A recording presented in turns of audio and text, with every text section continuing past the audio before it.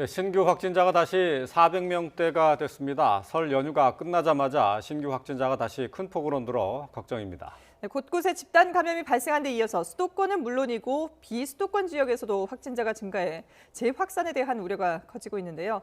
자세한 내용은 유재복 해설위원 그리고 정기석 한림대 성심병원 호흡기내과 교수와 함께 정리해 보겠습니다. 안녕하십니까? 자, 설 연휴가 지나자마자 이제 확진자가 늘었는데 말이죠. 이게 일단은 검사 건수가 늘었기 때문에 나타난 것으로 봐야 되겠죠? 검사 건수도 늘었고요.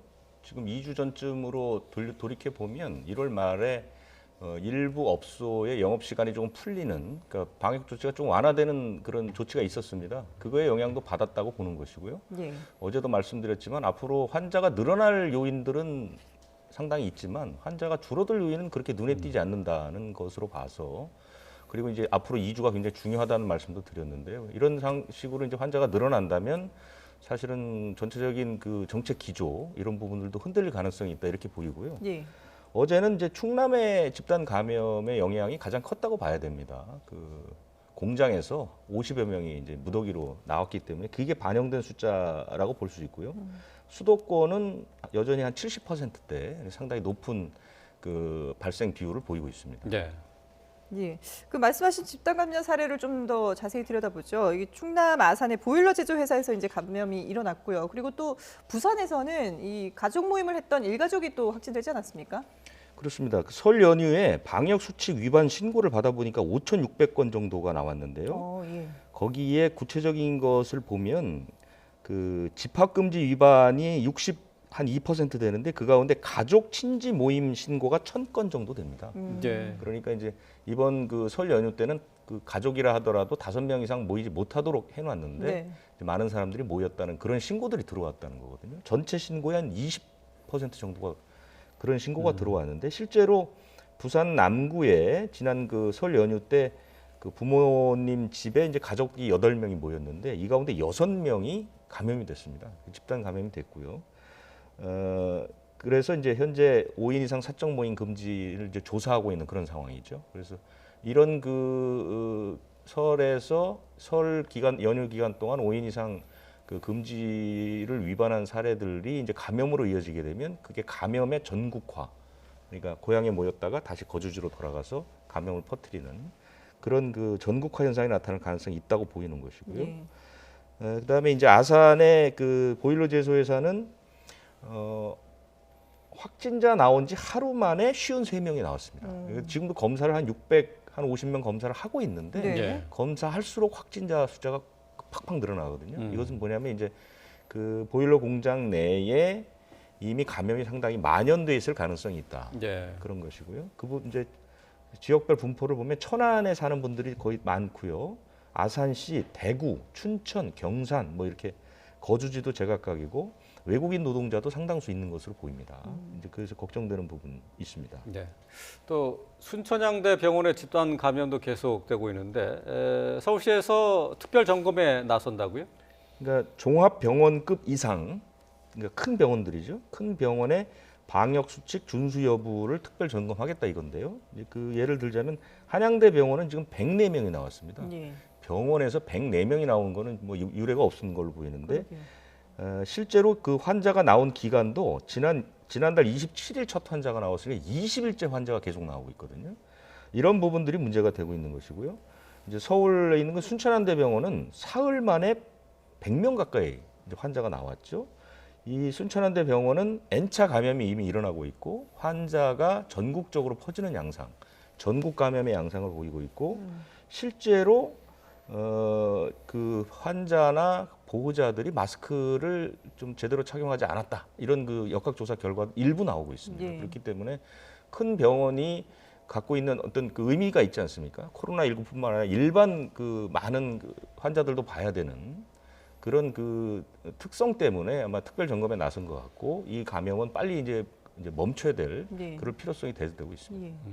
자, 교수님, 그동안에도 뭐 병원에서 감염이 전혀 없었던 건 아닙니다만은 그 대형 병원에서 이렇게까지 확진자가 계속 나오는 특별한 이유가 있을까요? 저희가 이제 이 작년에 시작할 때부터도 항상 제일 위험한 데가 병원이다. 예. 네네. 이렇게 얘기를 했고 또 제가 이제 뭐 병원 의사들이 많이 알고 있기 때문에 수칙 잘 지킬 거다 이런 말씀도 드렸지만서도요. 이제 길게 시간이 지나가다 보니까 어쩔 수 없는 그런 취약 부분이 이 노출이 될 수밖에 없습니다. 자, 지금 대형 병원이라 하면 대개 고용된 직원들만 해도 한 2,000명 가깝고요. 입원 환자가 또 1,000명 안팎 아닙니까? 그러면 그 건물 안에 한 3,000명 정도가 상주한다는 얘기고요. 물론 뭐 환기니 소독이니 열심히 하지만 어렵고, 병원은 그 직종의 특성상 이게 저희는 의료 플러스 호텔업이라고 얘기를 하거든요. 네. 병원이라는 데가 삼시세끼 다 식사 제공하고 잠 재워 드리고 이제 의료를 제공하니까 그렇죠. 그만큼 직역이 굉장히 복잡합니다. 그래서 뭐 여러 계층들이 있기 때문에 그분들이 다 똑같이 움직이기도 좀 어려운 점들. 그다음에 이제 지금 간병인들 문제가 또 따로 있습니다. 간병인들은 병원에 고용된 분들이 아니라 대개는 개인이 고용을 합니다. 예, 그래서 그분들한테에서 들어오는 어떤 감염의 문제. 그다음에 또 병원은 할 수 없이 우리가 출입은 제한하고 있지만 출입을 해야 되는 부분들이 있습니다. 약품도 날라야 되고 부식 자료도 날라야 되고 등등 이런 것들이 있기 때문에 굉장히 위험한 것 치고는 그래도 많이 선방들을 했는데요. 이제 사건이 터지면 즉시 전 직원 검사를 하고 그다음에 아주 철저하게 당하는 것이 이때까지 일반적이었던 건데 조금 예외적으로 좀 길게 간다는 그런 느낌은 있습니다. 네. 지금 서울시에서 이제 발표한 내용을 보면은 이제 일부 환자나 보호자들이 마스크 착용을 철저히 하지 않았다라는 점을 지적을 했거든요. 글쎄, 근데 병원에서는 글쎄 다른 데와 달리 더 그것이 강조가 됐을 텐데 어떻게 이제 이런 사례가 계속 나오는 거죠? 그렇게 하면 안 되죠. 그거는 병원에 관리하는 사람들이 정말 철저하게 조사를 해서 뭐 CCTV 같은 거 다 갖고 있으니까 누구라도 좀 소홀한 부분이 있으면 즉시 그 단속을 하는 그런 모습을 보여야 되는 건데요. 그건 정말 뭐 누가 봐도 잘못했다고 얘기할 수밖에 없는 노릇입니다. 좀 전에 말씀하신 것처럼 이제 다양한 직역의 많은 사람들이 일하는 곳이어서 이제 감염에 취약할 수도 있다라고 말씀을 하셨는데 일부 병원에서는 신속 진단 키트 이제 간단한 진단 키트가 있는 모양이죠. 그걸 통해서 미리 직원들을 설 연휴가 끝난 뒤에 검사를 했다고 하는데 이런 방법도 한번 고려해 볼 만하지 않을까 싶어요. 네, 고려해 볼 수는 있는데요. 매일 하기도 그렇고 또 며칠 간격으로 한다고 해도 그 사이에 언제든지 감염은 들어올 수가 있는 문제라서 하나의 방안으로 생각은 해볼 수가 있겠습니다. 그리고 실제로 입원 환자들은 당연히 검사를 다 하고 입원을 시켜도 다음 날 또 검사를 해보면 양성으로 나오는 경우가 있어서 오히려 차라리 이제 괜찮다는 방심의 빌미가 될 수도 있다는 생각에서 과연 검사를 정말 편안한 키트가 나와서 아침마다 검사를 아주 간단하게 해서 알 수 있으면 참 좋겠습니다만 아직까지는 그렇게 정확도를 갖춘 간편 검사는 아직 없는 실정이거든요. 근데 지금 이미 이제 병원마다 그 지금 순천향병원도 그렇고 한양대 병원도 그렇고 100명의 확진자가 넘어선 상황이거든요. 그러면은 지금 상황에서는 글쎄요, 이 뭐 처음 환자를 찾아내는 것보다는 일단은 확산을 막아야 되는 그런 상황인 건데 어떻게 좀 추가로 확산을 좀 차단할 수가 있을까요? 일단 전수 검사를 하고요. 그다음에 검사자가 나오면 그 부분에 대해서 병동을 코호트 격리할 것인지 아니면 그중에 환자는 물론 뽑아내서 다른 곳에서 철저하게 관리를 하고 있는 부분에 대해서는 일정 기간 계속 감시를 하면서 이제 환자를 찾아내서 계속 차단을 해야 되는데요. 병동별로 여러 병동이 나와버리면 병원 기능이 사실 좀 마비되는 것들이 있습니다. 그래서 얼마나 철저하게 하느냐에 달려 있다고 저는 보는 것입니다. 그래서 좀 힘이 들더라도 매일매일 검사를 해서 뭐 차단을 시켜야죠. 그리고 일단 입원은 중단을 시키고 그 안에 있는 바이러스를 한 마리도 안 남도록 일단 퇴출시킨다는 그런 목표를 갖고 일을 하면 되는데요. 그래서 좀 오래 가는 것은 조금 의외다 그렇게 생각을 하고 있습니다. 자, 지금 뭐 300명대, 400명대로 오르내리는 확진자가 계속 나오고 있는데 이제 백신 접종이 임박한 상황입니다. 어제 정부에서 2, 3월 접종 계획을 발표했죠? 그렇습니다. 접종 계획을 큰 틀에서 말씀드리면 65세 이상 그 고령층이 2, 3월에 이제 백신을 맞기 어렵게 됐다. 이걸로 정리할 수 있고요. 하나하나 좀 보면 2월에는 그 아스트라제네카 백신이 이제 들어오게 됩니다. 이것은 우리와 아스트라제네카가 이제 그 계약을 맺어서 개별적으로 구매한 건데 75만 명분이 들어와서 첫 번째는 그 요양병원이나 노인 요양시설, 뭐 정신 요양 재활시설 이런 곳에 종사자와 입소자 가운데 65살 미만만 맡게 돼 있습니다. 그 이상은 이제 이번에 제외가 됐죠. 그렇게 되고 이제 다음 달 초쯤 되면은 그 고위험 의료기관, 그 다음에 뭐 보건의료인, 그러니까 뭐 상급 종합병원, 종합병원 뭐 이런 곳에 있는 의료인들, 그 의료인들 접종이 시작이 되는 것이죠. 그리고 이제 또 하나는 이제 화이자 백신이 3월에 들어오게 되니까요. 그 화이자 백신은 뭐 감염병 전담병원이나 거점 전담병원, 뭐 생활치료센터 네. 이런 곳하고, 그 다음에 이제 그 역학조사, 그 다음에 검역요원 뭐 이런 분들을 대상으로 해서 이제 맞추게 되는 것이죠. 그렇게 2, 3월이 되는 것이고, 65세 이상은 이제 상황을 좀 보다가 3월 말쯤, 그러니까 지금의 그 전 세계의 접종 현황 이런 것들을 좀 지켜본 뒤에 3월 이후에 맞추는 것을 목표로 지금 어제 발표된 것은 그렇게 돼 있습니다. 네. 근데 이 아스트라제네카 같은 경우는 사실 정부에서는 처음에는 문제 없다고 하다가 또 뭐 의사들의 그 개인적인 판단에 따라서 또 접종을 할 수도 있다라고 했다가 결국은 최종적으로는 65세 이상은 접종하지 않는 걸로 결정이 됐거든요. 이 과정에서 상당히 좀 혼란이 있었어요. 이런 그 정책 과정을 어떻게 좀 보세요? 그 어제 정 청장도 안타깝다 이제 이렇게 한마디로 표현하는 걸 들었는데요. 참 안타깝지만 정부로서는 이런 포지션을 취할 수밖에 없었지 않았나 그런 생각은 듭니다. 예. 어떤 근데 면에서요? 제일 크게 얘기했던 게 백신에 대한 불신 때문에 혹시 접종 거부 현상이 일어날까 우려한다 그렇게 얘기를 했는데, 네. 왜냐하면 이제 분명히 전문가 그룹들 중에서도 이건 기다려야 된다는 사람들이 있고, 예. 저같이 미리 좀 하자는 사람들이 예. 있고 이제 다르거든요. 그래서 이제 그렇게 의견이 갈릴 때는 어느 한쪽을 조금 더 신뢰하는 분들이 나 이거 안 맞겠다 이렇게 나올 수가 있기 때문에 그렇게 할 수도 있었다고 보는데요. 저는 물론 맞습니다. 그리고 의사로서 임상 자료가 충분치 않은 거에 대해서 접종을 하는 거에 대해서는 꺼려지는 건 사실입니다. 그런데 지금 오늘 우리가 이제 다시 2,300만 명분 더 해서 7,600만 명분이 나왔지만 네. 잘 보면은 6월 전까지 우리가 확보해서 실제로 놓을 수 있는 주사가 많지가 않거든요. 그래서 그러면 지금 요양원, 요양병원에 입소해 있는 37만 명의 65세 이상 분들을 언제까지 그냥 둘 것인가라는 겁니다.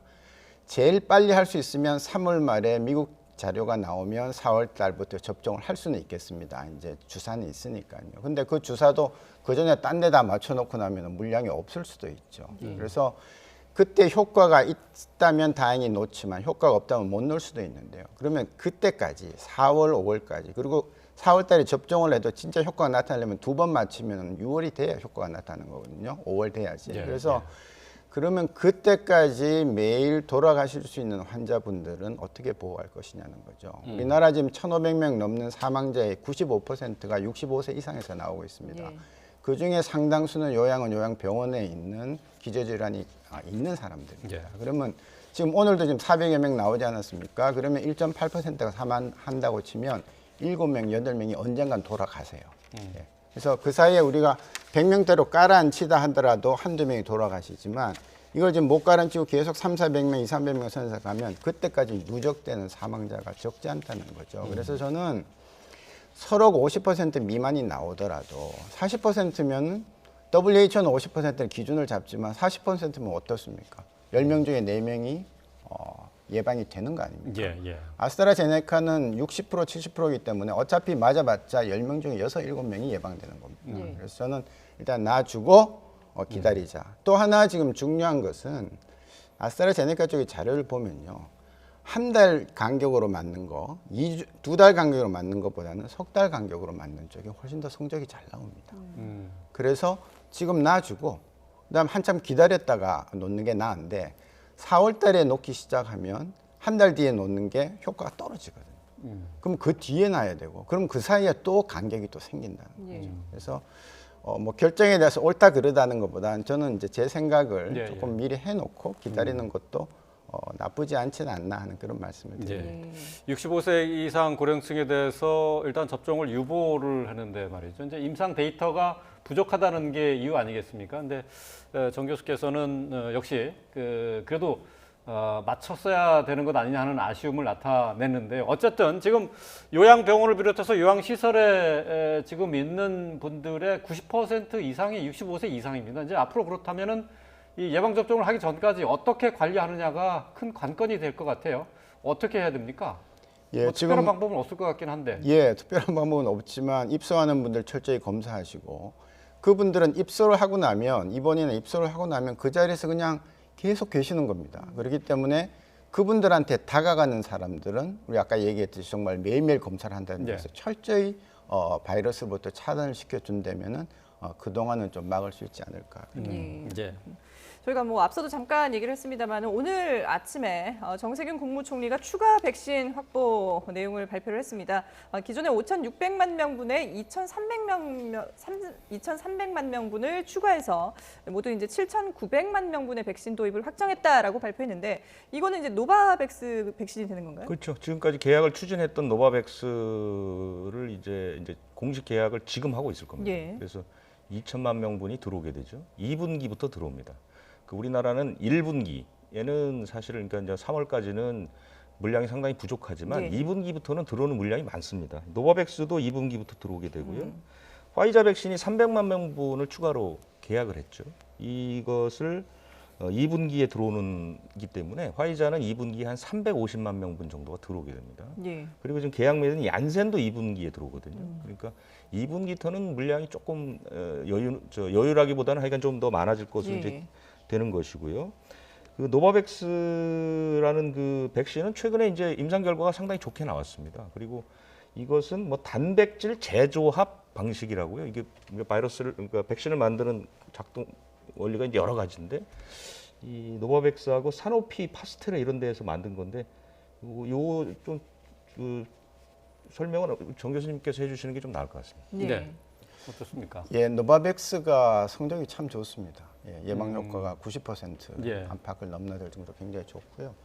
이제 그 단백질 자체를 스파이크 단백질이라는 그 단백질하고 가장 유사하게 생긴 것 자체를 집어넣어 주는 겁니다. 화이자 모더나는 그 단백질을 만들 수 있는 유전 정보를 집어넣어 주는 거예요. 예. 예. 그다음에 아스트라제네카도 만들 수 있는 유전 정보를 집어넣는 겁니다. 네. 그러니까 한 단계가 어떻게 보면 생략될 수가 야. 있다는 거죠. 예. 그래서 특히 이제 이 노바백스라는 거에 백신의 장점은 성적이 좋게 나온 것도 있지만 거기에 들어가는 소위 그 면역 유지제, 보강제라는 것이 상당히 좋은 게 있고요. 뭐 흥미로 말씀드리면 그 안에 인삼사포닌 성분이 들어가 있습니다. 아, 그래요? 예. 사포닌 성분이 붙어서 면역을 더 증강시키는 그런 역할을 하고 있어서 상당히 기대가 되는 백신 중에 하나입니다. 그럼 그 백신 효과도 유지력이 더 긴 건가요? 다른 백신들보다? 그렇습니다. 백신 증강을 하기 위해서 이제 그 에주티브라고 얘기하는 그걸 갖다가 이제 집어넣어 놨기 때문에 네. 이제 과연 6개월 뒤까지 얼마나 항체가 계속되고 예방 능력이 있을까는 이제 그 게임이 이제 시작되는 거거든요. 예, 예. 화이자, 모더나, 아스트라제네카 다 성적이 나올 겁니다. 이제 6개월째가 되면 이번 한 3월 이럴 때부터. 노바백스는 좀 늦었지만 그 이제 뒤에 다 나와 보면은 과연 누가 최종적으로 혹은 중간 승리자가 될 것인지 알 수가 있는 거죠. 이 노바백스 백신은 우리나라 공장에서 만든 것을 우리가 받게 되고요. 네. 기술 이전도 계약을 맺습니다. 그렇기 때문에 상당히 그 우리가 계약은 늦게 됐지만 빨리 들어올 수 있는 그런 장점이 있고요. 상온 보관도 가능할 정도로 이것은 뭐 이렇게 안정성도 있는 그런 백신으로 평가받고 있습니다. 네. 2, 3월 이제 정부에서 백신 접종 계획을 발표하면서 이제 화이자 백신은 이제 다음 달 맞는 것으로 되어 있어요. 근데 네. 원래 당초 계획은 2월 달에 뭐 많지는 않지만은 들어오는 것으로 그렇게 계획을 세웠지 않았습니까? 그 백신들이 이게 정부에서 계획하는 일정과 맞춰서 제때 들어올지 우려하는 목소리들이 있는데요. 어떻습니까? 전 세계적으로 이제 백신을 확보하는 방법이 두 가지가 있죠. 개발 업체들과 계약을 맺어서 이제 들어오는 방식이 있고 코백스라는 이제 공적인 기구를 통해서 들어오는 부분이 있는데 당초에 이제 가장 먼저 들어오는 물량은 코백스를 통해서 들어오기로 한 물량들이었죠. 그런데 코백스라는 데가 지금 전 세계 거의 200개 가까운 나라들에게 이제 이 물량을 나눠줘야 됩니다. 예. 그리고 이제 물량을 나눠주는 방식도 직접 이제 돈을 낸 사람들에게 인구 비율로 20%까지는 주지만 그 나머지 물량은 또 이제 나눠주는 방식 복잡하고요. 예. 백신을 돈 주고 살 수 없는 가난한 나라는 또 이제 공여 형식으로 나눠주게 되거든요. 그리고 이제 이 코백스도 마찬가지로 이제 각각의 백신의 사용 허가 같은 것도 따로 다 내야 되고요.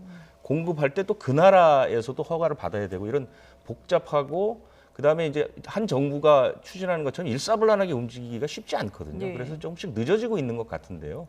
그게 그렇다고 해서 뭐 차질이 빚어지거나 그러지는 않을 것 같습니다. 그래서 조금 늦어지는 부분은 아쉽지만 조만간 뭐 좀 체계가 잡히게 되면 아마 공급에 큰 문제는 없을 것으로 아직까지는 예측이 되고 있습니다. 예. 지금 뭐 백신 도입 계획이 이제 예상보다는 조금 늦어지고는 있습니다만은 일단 방역 당국에서는 그래도 11월까지 이 집단 면역이 형성되는 데는 문제가 없다라고 밝히고 있거든요. 실제로 이게 그 백신 접종이 조금만 지연되더라도 그 면역 형성되는 데까지는 별 문제가 없을까요? 어떻게 보세요, 교수님께서는? 예, 11월 달 참 됐으면 좋겠습니다. 예. 그리고 가능합니다만은 이제 여러 가지 전제 조건이 있지 않겠습니까? 네네. 우리가 다 아는 그 수급의 문제고요. 그렇죠. 9월 달에 마지막 물량이 들어와야 우리가 지금 목표로 한 3,500만 명, 3,600만 명 분의 물량이 들어와야 11월 달에 집단 면역이 형성이 가능합니다. 그래서 과연 지금 9월까지 이제 한 7달 남았는데 그까지 들어오겠느냐. 3월까지 들어온 물량 이미 거의 정해져 있지 않습니까? 4, 5, 6, 7, 8, 9, 6개월 동안에 3,500만 분이 들어있느냐 말겠냐가 제일 중요하고 그걸 위해서 정부는 최선을 다해서 뛰어야 된다고 보는 것이고요. 그다음에 다행히 그래도 다들 백신을 좀 맞겠다라는 쪽으로 가기 때문에 네. 제가 늘 걱정했던 그 수능도 문제는 좀 괜찮지 않을까 하는 그런 안심이 있기 때문에 네. 어쨌든 물량 수급이 제일 중요하다고 보고요. 6개월간에 우리가 3,500만 명한테 주사를 맞히는 것은 우리의 의료 인프라, 그다음에 또 보건의료 당국의 능력으로 봐서는 저는 충분히 가능하다고 봅니다. 제일 네. 중요한 것은 물량 확보, 그다음에 안 맞겠다는 사람이 최대한 줄여야 된다. 네. 뭐 정부에서 이제 지금까지 7,900만 명 분의 백신을 이제 일단 확보했다라고 발표를 했는데 물량 면에서는 뭐 예정대로 다 들어오면은 큰 문제는 없겠습니다만은 혹시라도 차질이 있을 경우를 대비해서 러시아 백신도 좀 공급하도록 협의를 좀 해 나가야 되지 않느냐 하는 얘기도 좀 있어요. 러시아 백신에 대해서는 지금 현재 어떻게 평가하고 계세요? 러시아 백신은 그 랜시스라는 그 잡지에 나온 내용을 쭉 읽어보면 성적이 굉장히 좋습니다. 네. 좀 지나치게 좋다는 느낌이 듭니다. 왜냐하면 이것도 같은 벡터를 이용했는데요. 네. 바이러스 아스트라제네카, 얀센 다 똑같은 건데 성적이 단연 압권입니다. 물론 그 그래요? 이후에는 아데노바이러스를 2개를 다른 종류를 써가지고 네. 했다는 그 하나의 백그라운드가 있긴 합니다만은 그래서 저는 이제 그것도 역시 중간 발표입니다. 제대로 된 발표가 나는 순간 아니면은 지금이라도 러시아 백신 도입에 대해서는 좀 적극적인 검토가 필요하다 그렇게 봅니다. 그렇군요. 자, 이런 가운데 어제 문재인 대통령이 집합 금지와 영업 제한 등 강제 조치를 최소화하는 새로운 거리두기 방안을 마련하겠다라고 밝혔습니다. 들어보시죠. 정부는 백신 접종이 본격화하는 3월부터는 새로운 사회적 거리두기 개편안을 마련하여 시행할 계획입니다. 집합 금지와 영업 제한 등의 일률적인 강제 조치를 최소화하면서 방역 수칙 위반 활동과 행위를 엄격히 제한하는 방식으로 바꾸어 나갈 것입니다. 이제 일률적으로 강제하는 방역에서 자율과 책임에 기반한 방역으로 전환하고자 합니다. 자율성을 확대하여 생업의 길을 넓히는 대신 책임성을 더욱 높이자는 것입니다. 방역 수칙 위반 행위에 대해서는 원 스트라이크 아웃 등 보다 강화된 조치를 취함으로써 방역에 빈틈이 생기지 않도록 하겠습니다. 방역 당국에서 사회적 거리두기 단계를 조금 조정하겠다, 새로 만들겠다라는 방침을 밝혔었는데 어제 문재인 대통령이 직접 어떤 식으로 갈 것인지를 공개를 했거든요. 네. 자율과 책임에 기반을 하겠다. 어떤 방식인 건가요? 이게 그 지난주에 있었던 거리두기 관련 이제 개편 그 토론회에서도 이런 얘기들이 많이 나왔죠. 예. 그러니까 지난해 6월에 이제 3단계짜리 사회적 거리두기가 나왔었죠. 그리고 이제 그것이 11월에 5단계로 바뀌었는데 이 두 가지 거리두기의 특징은 그러니까 위험한 것을 하지 말라라는 규제 위주입니다. 네. 그러니까 위험도를 쭉 평가를 해서 이 부분은 위험하니까 이만큼 하지 말아라. 이 부분은 요만큼 위험하니까 요만큼 하지 말아라. 이런 식으로 갔거든요. 그게 한 1년 정도 됐고 두 차례 유행은 어느 정도 효과를 봤는데 3단계 유행 때는 이제 이 효과가 잘 먹히지 않는 거죠. 왜냐하면 이제 국민들이 너무나 필요한 거죠. 뭐 계속 뭘 하지 말라고 하니까. 예. 그래서 지난 그 토론회 때도 나왔던 것은 뭐냐면 그러면 규제를 줄이고 처벌을 강화하는 방향으로 가자. 그러니까 지금은 뭐 단계별로 계속 무슨 영업 시간별 뭐 영업 금지 뭐 이런 게 다 붙어 있지 않습니까? 네네. 이런 것들을 이제 어느 정도 걷어내서 다중이용 시설의 규제는 좀 줄이고 대신 방역 수칙을 명백하게 제시하고 강화시켜서 제시를 하고 어기면 강하게 처벌을 하자. 그래서 이제 어제 저 대통령이 얘기한 것처럼 자율의 틀로 바뀌는 거예요. 지금까지는 지시 이런 것이었다면 앞으로는 자율의 판단을 두는 방향으로 이제 옮겨가겠다. 그래서 그런 방식으로 지금 준비를 하고 있습니다. 그런데 예. 대통령은 어제 얘기했는데 방역 당국은 아직까지 뭐 구체적인 안을 얘기하지는 않고 있거든요. 그러니까 예. 지금 만들고 있는 중인 것 같고요. 아마 이 두 주가 끝나고 지금 이제 조정된 거리두기가 끝나는 이달 말쯤에는 아마 3월부터 적용될 새로운 체계가 나올 것 같습니다. 구체적인 안도 나왔는데 그것이 지금 소개될 정도는 아닌 것 같습니다. 예. 이제 원론적인 얘기를 좀 했다고 봐야 될 것 같아요. 이제 자율과 함께 책임을 강조한 부분인데요. 근데 실제로 방역 현장에서는 이게 방역이 얼마나 효과를 발휘할지 이 부분에 대한 고민은 상당히 좀 글쎄요, 좀 쉽지 않은 문제가 될 것 같아요. 예, 그러니까 중앙 정부에서 원칙을 세운다고 해서 지방 정부에서 다 따라할 수 없는 부분들이 상당히 네. 있습니다. 아까 뭐 유 의원님 5천 몇 건 그 신고됐지만 그거 예. 다 단속 안 하거든요. 못 하거나 안 하게 되거든요. 그래서 만일 뭐 원 스트라이크 아웃을 좀 강조하시고 하니까 만일 그렇다면 정부가 그런 의지가 있다면 그거에 대한 대책도 정책도 마련해서 같이 가야 우리가 좀 더 안정되게 유지할 수 있을 거다 그렇게 봅니다. 예, 알겠습니다. 새로 나올 거리두기 단계 조금 더 구체적이고 세밀하게 좀 확정이 됐으면 좋겠다라는 생각이 듭니다. 네, 지금까지 유재복 해설위원 그리고 정기석 한림대 성심병원 호흡기내과 교수와 함께했습니다. 두 분 말씀 잘 들었습니다.